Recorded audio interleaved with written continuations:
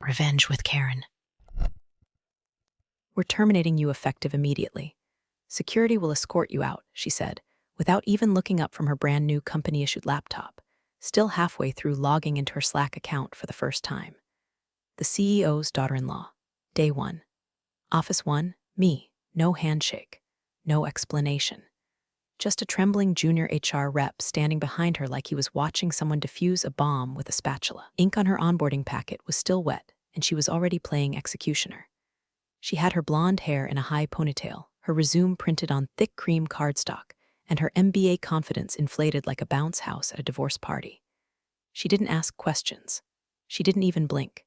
Just read the line off her iPad word for word. You could tell someone coached her. Probably her husband, or her father-in-law, or the mirror. I didn't flinch and argue. I stood up, adjusted my jacket, and handed over my badge with the kind of grace you learn after 30 years of swallowing power plays and gritting through boardroom egos. She thought she was firing me. Thought this was her first big move. All I said was, I want to do this right. Tell your father-in-law the board meeting in 3 hours should be interesting. Then I walked out.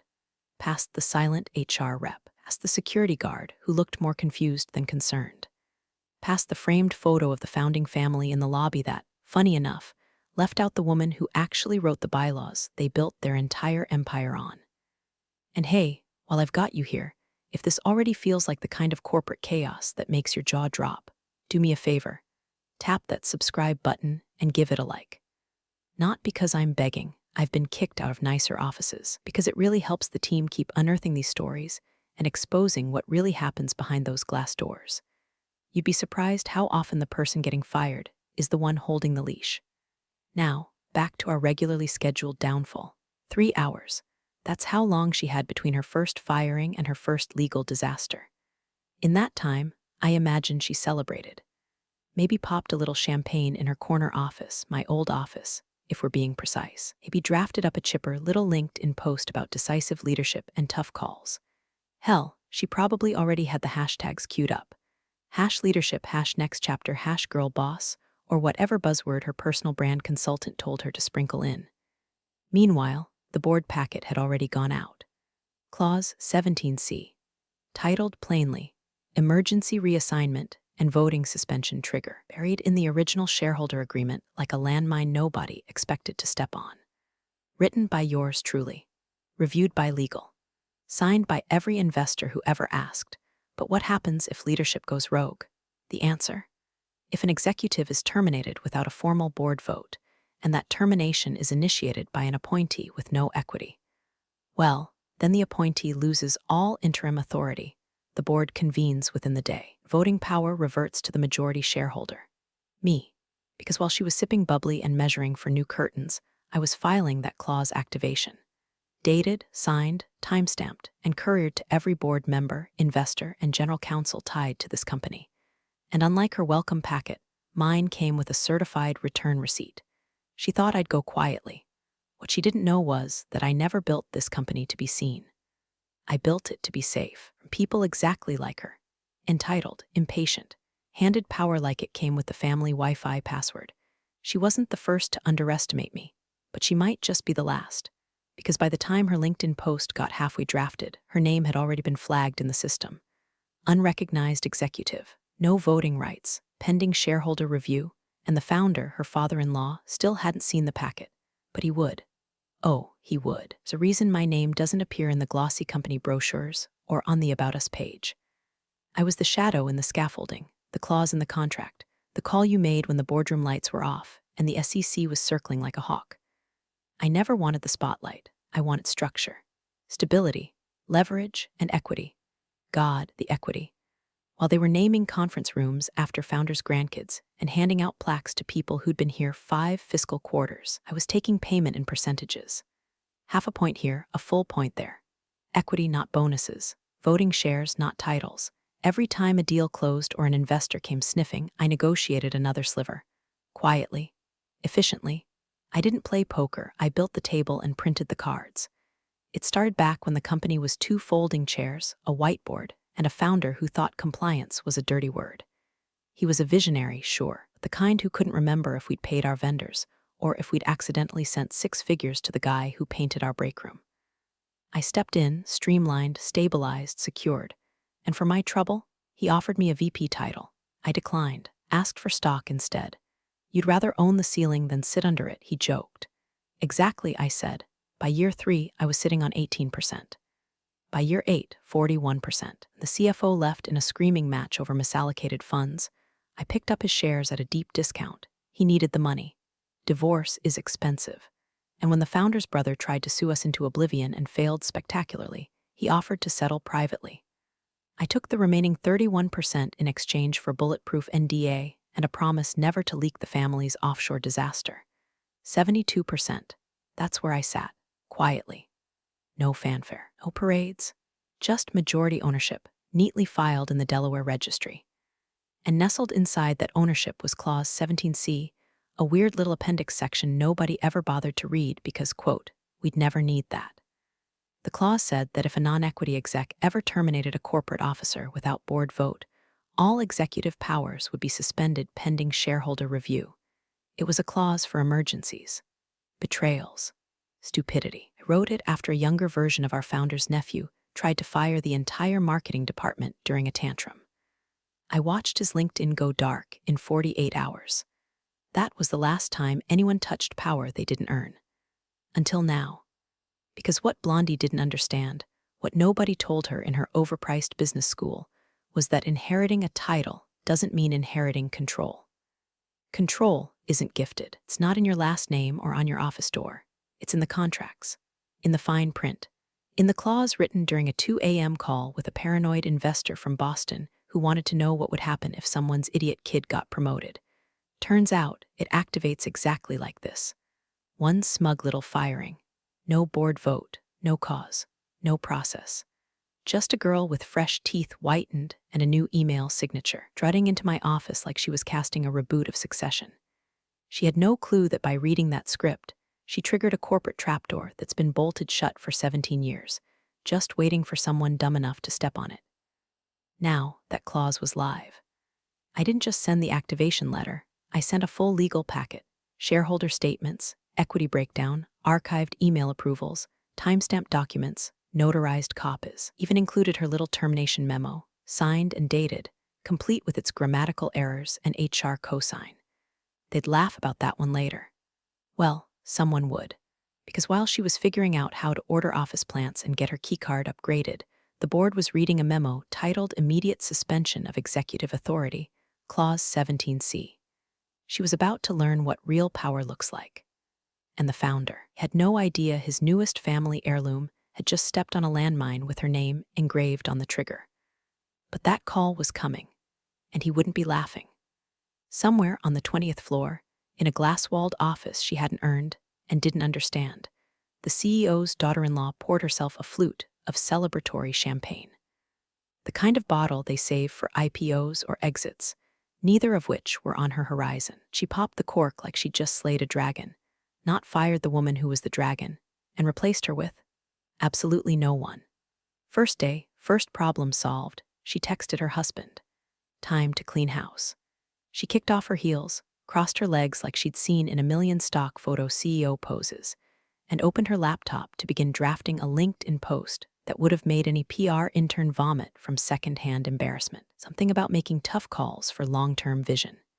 She paused halfway through typing leadership is an action, not a title, unaware she was about to lose both. Meanwhile, downstairs, metaphorically and literally, the board members were opening a very different kind of bottle, one sealed in a fireproof FedEx envelope stamped confidential. Clause 17C activation. The courier had arrived 15 minutes prior, handed the packets to executive assistants like they were jury summons, and left without a word. Inside that packet was a 3-inch thick stack of hell. Cover page, Clause 17C activation, shareholder transition proposal. Subheading, request for immediate emergency board meeting under bylaw 8.4. Attached was a signed trigger letter, dated that morning, timestamped at 7:03 a.m., hours before I was ever terminated. Accompanying it, complete equity breakdown. Every share I'd acquired over 20 years, every transaction, every co-signed agreement. A full portfolio ledger with notarizations and verified filings. The reaction wasn't instant. It was worse. It was slow, That creeping kind of dread when you realize you're not in trouble, you're in litigation, and just hadn't checked your email yet. By the time the founder's personal counsel skimmed the clause and hit the key phrase, suspension of executive authority upon unilateral termination by non-equity appointee, he actually said aloud, "Oh no." And then again, quieter, "Oh no." The packet also included a meeting mandate. The board was legally required to convene within 3 hours. That timer had already started. I made sure of that. I didn't need to be in the building. The law was. The contracts were. And by the time her celebratory Instagram story hit champagne on deck, first move made. With a boomerang of clinking glasses, her name was already flagged by LegalZoom and DocuSign logs as the sole initiator of a termination she had no authority to make. Meanwhile, across the city and in 2 time zones, the board members were canceling lunches, skipping golf, and calling their assistants to reschedule quarterly reviews. They weren't happy. They were trapped. Because once Clause 17C activates, it's not about office politics anymore. It's about fiduciary duty, voting rights, SEC exposure, their personal assets, their names on filings they never reviewed. This wasn't some family spat. This was a legally binding reversion of control. And there, in black and white, was the number they hadn't thought about in years. 72% majority shareholder. Voting control. Clause trigger. Emergency recall of all executive appointments made in the last 48 hours. Immediate revocation of non-board sanctioned authority. My authority. Reinstated the moment hers was voided. Oh, and let's not forget the cherry on top. The clause wasn't just real, it was irreversible once filed. That little fact had been added during a very specific investor scare years ago. They wanted assurance that if someone did go rogue, couldn't undo the emergency meeting with a panicked apology and a retracted memo. There was no take-back button. So while she strutted through the hallway with her little clipboard and tried to figure out how to access the internal financial systems, the boardroom chairs were already being filled. The founder hadn't arrived yet, but his phone had buzzed. Twice, and both times he ignored the screen. The third time he picked up. And everything changed. Founder was mid-backswing on hole 7 at the country club he half-funded, chewing a cigar that matched his tan and his ego when the first call came in. Ignored. Second one too. It wasn't until the third ring, persistent, sharp, from his general counsel's personal line, that he grunted, dropped the club, and snapped, "This better be good." What followed wasn't good. It wasn't even bad. It was catastrophic. "I need you back at headquarters," the voice on the other end said. "Ice cold now." "What? Why?" he barked. "You need to hear this in person." She signed something. Click. He didn't finish the round, didn't tip the caddy, didn't change out of his cleats. Just stormed to the Escalade and made it back to the office in under 20 minutes, an Olympic record for someone who usually required 2 assistants and a valet just to get through the front door. When he arrived, legal was waiting. So was his CFO, one trembling assistant, a half-full conference room where nobody was smiling anymore. The general counsel didn't waste time. Just opened a leather folder, took a breath, and read. Per Clause 17C of the amended shareholder agreement, any executive termination carried out by a non-equity appointee, without prior board vote, shall result in immediate revocation of all interim leadership authority. Suspension of C-suite appointments made within the past 48 hours. Automatic deferment of executive control to the majority shareholder, pending emergency board review. The founder froze. For a second, he looked like he hadn't heard English. Then his jaw clenched, his temples pulsed, and he growled, "Who signed the termination?" No one answered. He asked again. Louder, more desperate. "Who the hell signed the termination?" The CFO swallowed hard, eyes flicking to the junior assistant, who looked like she might vomit into her tablet. Finally, the general counsel responded, flat and unforgiving, "Your daughter-in-law, alone." The silence in that room was surgical. The founder blinked once, slowly, then again. The color drained from his face like someone had pulled a plug behind his ears. She doesn't have sign-off authority," he said, as if saying it aloud could somehow roll back the clock. "No," the attorney said. "She doesn't. She never did. She's CSO. She was appointed CSO. By you, ratified by the board. And she holds 0 equity. Her authority is entirely derivative, which means under Clause 17C, her unilateral termination of a corporate officer is invalid and illegal." The founder ran a hand over his mouth, pacing, muttering under his breath, "Jesus, Jesus Christ," then louder, "This is a misunderstanding. I'll talk to her. Will rescind," the lawyer didn't let him finish. "There is no rescind," The clause is live. It's been triggered. Paperwork was filed before the termination was executed. Time-stamped, notarized, and distributed to all investors. You've got 2 hours left before the emergency meeting begins. But she's family, he tried. She's not shareholding family, the attorney cut in. And right now, she's sitting in your former advisor's office, eating strawberries and asking how to change the company mission statement. The founder sat down, hard, like the chair had punched him. His hands were shaking. No longer the swaggering patriarch of a billion-dollar portfolio.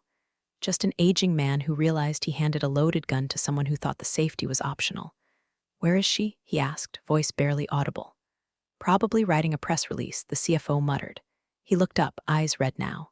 "What do we do?" The general counsel closed the folder. "You sit in that boardroom, you listen, you do not interrupt. And when she walks in, because she will walk in, you remember that she holds 72% of this company." "God help us all," he said, mostly to himself. And as he stood, slowly, painfully, you could see it land in his gut like a gut punch from his own past. He never gave her power. She took it, one clause at a time.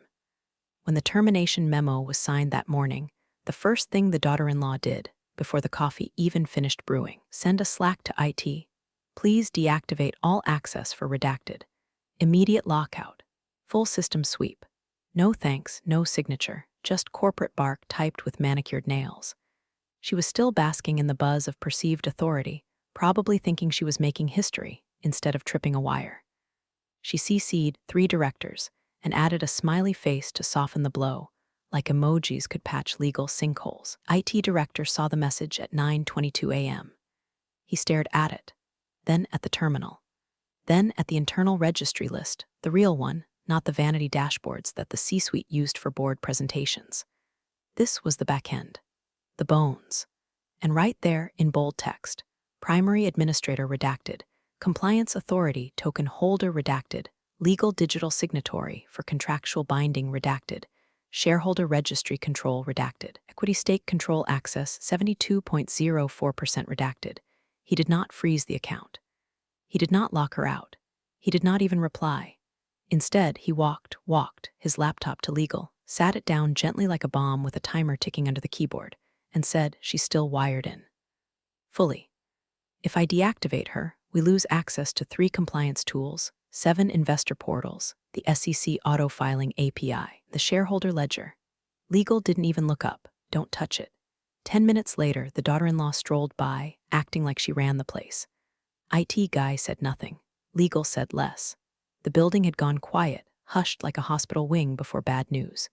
Back in her office, she returned to her half-finished LinkedIn post. She read it aloud once.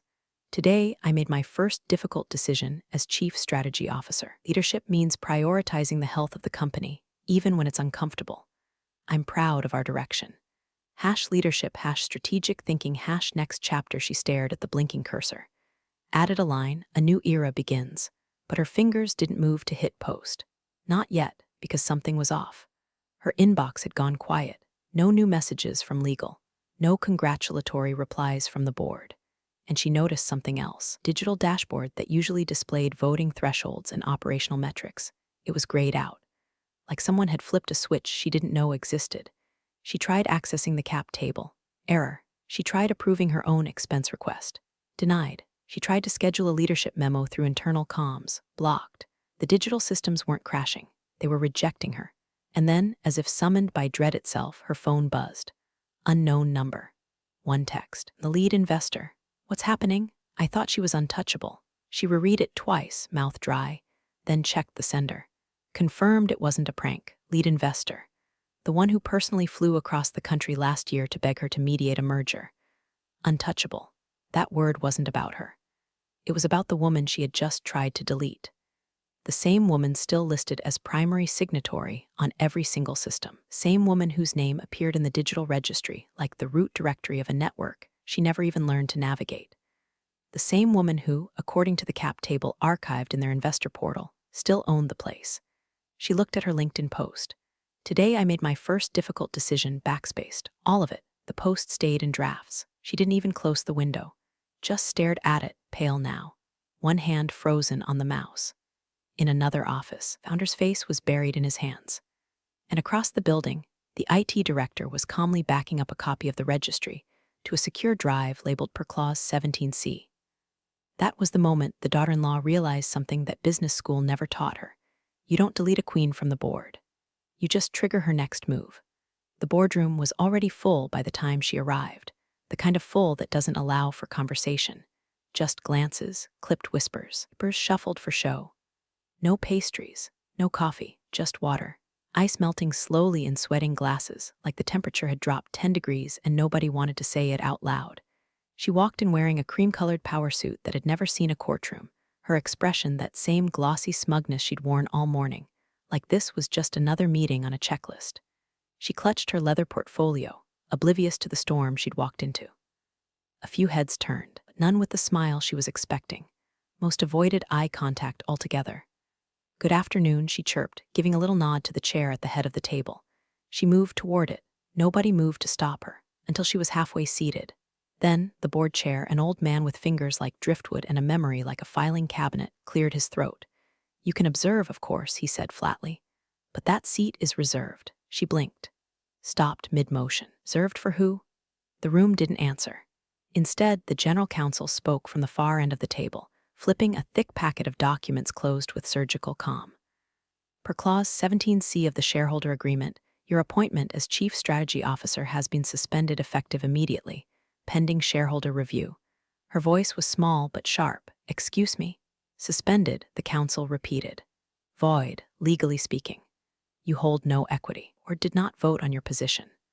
The termination you initiated this morning was unauthorized, and under the clause, all executive authority granted to you has been revoked." She looked around, waiting for someone, anyone, to intervene. The founder, silent, staring at a spot on the table like it had insulted him personally. The CFO, looking down at his phone, scrolling like he was trying to fast forward through reality. Even her own husband, seated near the end. Meet her eyes. He looked like he was trying to become the chair itself. She started, voice faltering. "I don't understand. That clause, wasn't it just a hypothetical? I mean, no one's used it before." The legal advisor adjusted his glasses. "It's in effect. It was activated with proper documentation this morning. Time-stamped, notarized, and distributed before your action was initiated." She tried to laugh, just a little, way she did at cocktail parties when someone told a joke she didn't get. "Okay, but who even triggered it?" No one answered. Just a long pause, heavy enough to bend the walls. She looked at the founder, pleading now. He didn't move. Finally, the chair leaned back, the leather groaning like it was judging her. "She did," he said simply. "The one you tried to erase." That name wasn't spoken. It didn't need to be, because her presence was already in the room, felt, not seen, like the gravity had shifted toward an invisible center. The woman she tried to fire was everywhere. In the papers they were holding. In the emails they were rereading. In the clause they all forgot until it activated like a fire alarm in a locked vault. She hadn't even entered the building, and still she owned it. The daughter-in-law stood there, not knowing what to do with her hands. For the first time all day, she looked young, like a kid who accidentally opened the wrong door in a courtroom and wandered onto a trial where her name was the headline. "But she's not even in the company anymore," she tried again, voice thinner now. "She was never just in the company," the legal counsel said quietly. "She is the company," and with that, the chair gestured to an empty seat at the far end, not the head. "If you'd like to observe," he said, "please sit there." Quietly. She hesitated, moved like someone walking into a wake, not a meeting. Her heels echoed too loud. She sat. She did not speak again, and when she glanced back at the head of the table, there was now an empty seat with a gold-plated name card being quietly set down by the assistant. A seat reserved for someone who hadn't arrived yet, but whose silence was louder than anything they'd heard all year. At exactly 2:59 p.m., the door handle turned. Slow, deliberate, could feel the room tense like a live wire. Nobody spoke. Even the daughter-in-law stopped fiddling with her pen. She walked in at 3 o'clock on the dot, no rush, no fanfare. She wore the same black suit they'd seen her in 1,000 times before, tailored like a second skin. Not flashy, not loud, but unmistakably hers. The kind of presence that didn't need introduction or explanation. She didn't smile, didn't nod, didn't ask permission. She walked straight to the head of the table, the seat the founder hadn't touched since the claws landed like a guillotine, and placed a leather folder in front of her. She didn't sit. She opened it and read. Her voice was calm, not theatrical, not emotional, just fact. As majority shareholder, she said, I formally request a binding vote to rescind all C-suite appointments made in the past 48 hours pending shareholder review.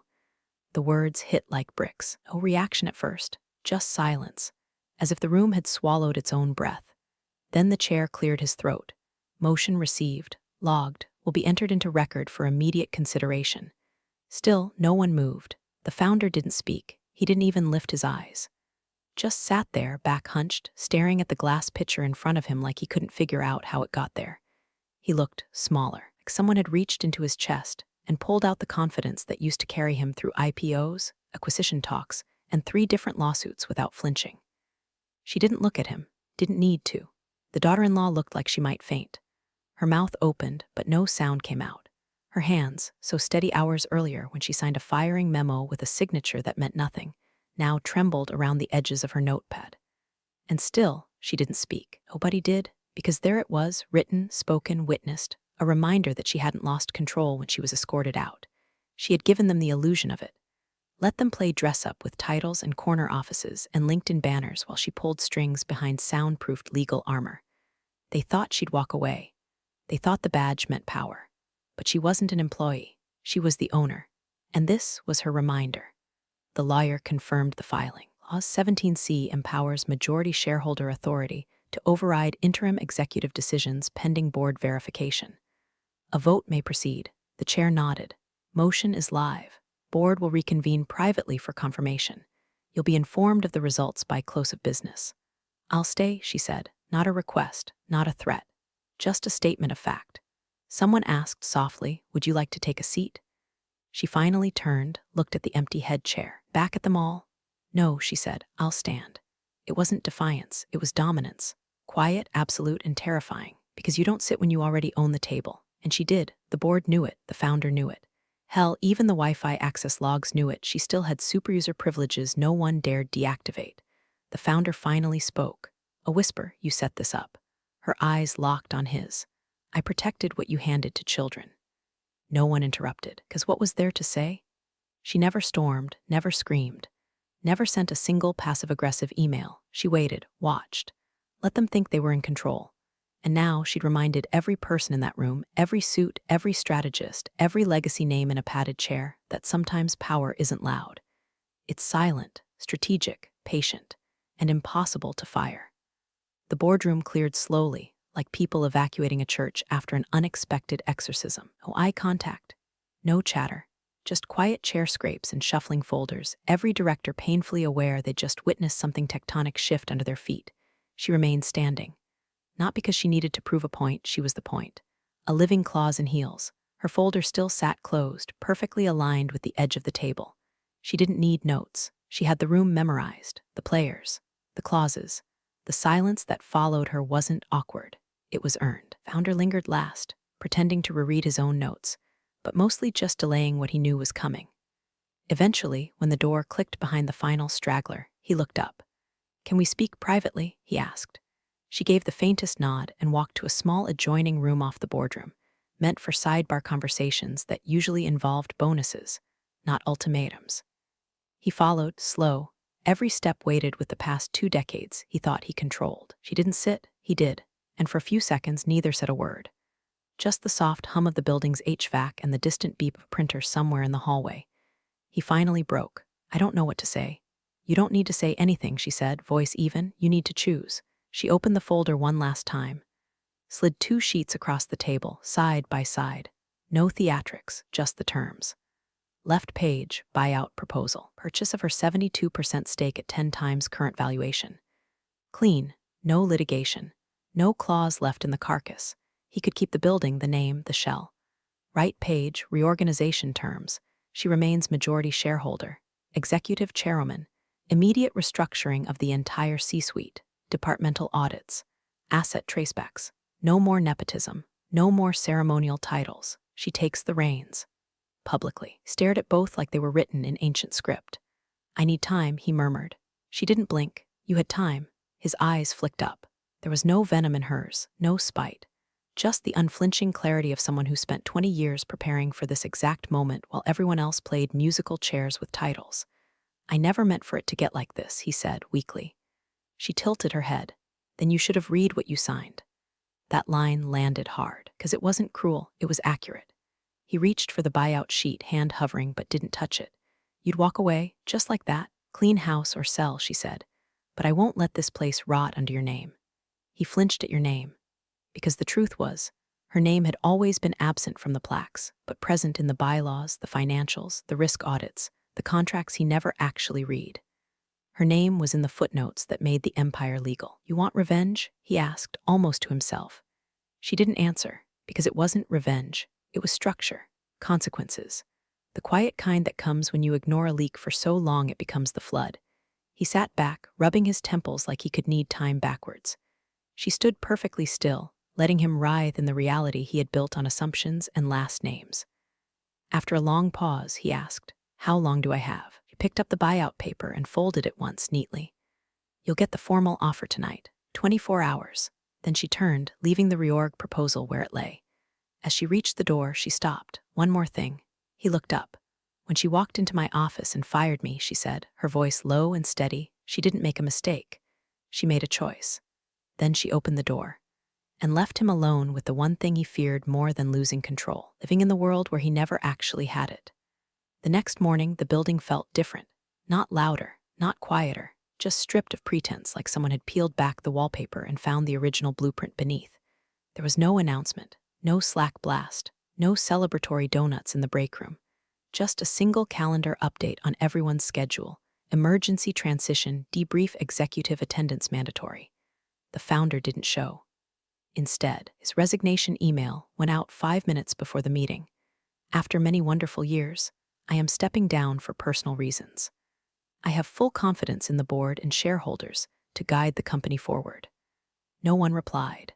The daughter-in-law arrived at 8:57 a.m. in a muted gray blazer and flats, confidence deflated, eyeliner smudged like she hadn't slept.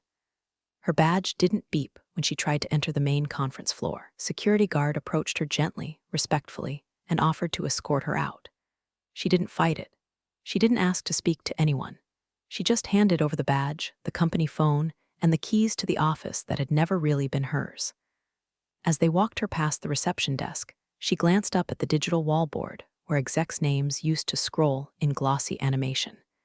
It had already been updated. Upline, executive chairwoman appointed by majority shareholder. No photo, just the title.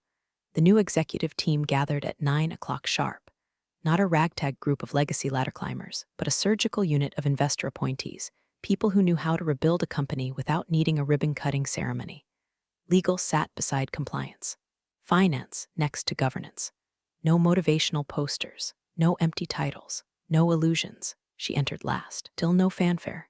She walked straight to the head of the table. This time, she sat. They began with action items, C-suite role audits, equity realignment procedures, contract rewrites. Nothing dramatic, nothing chaotic, just the meticulous, quiet labor of a woman reclaiming the house she designed with her own hands. At one point, someone joked, "We should print out Clause 17C and frame it." She didn't laugh, just nodded once. "Make sure it's visible." Meeting ended on schedule. No applause, no press release, just motion, movement, a return to real leadership. She stood and gathered her folder, pausing as the room cleared. Then she walked the same hallway she'd been marched down days earlier, the same tiles, the same scuffed corner where someone's rolling suitcase always caught. Only this time, people didn't avoid eye contact. They nodded, opened doors, made space. She passed the IT office. Director gave her a thumbs up and said, "Admin rights restored." Already rerouted. She didn't stop walking.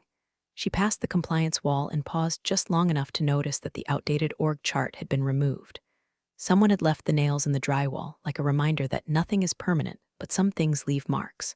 And finally, she reached the lobby. Same receptionist, same desk. Except this time, she didn't walk past it. She stopped, set her folder down. With a smile that wasn't smug, just real, she said, "Tell them I'll need new badge access. Preferably something with a gold chip." Then she picked up her things and walked out like she'd never left, not because she returned, but because she'd never been gone.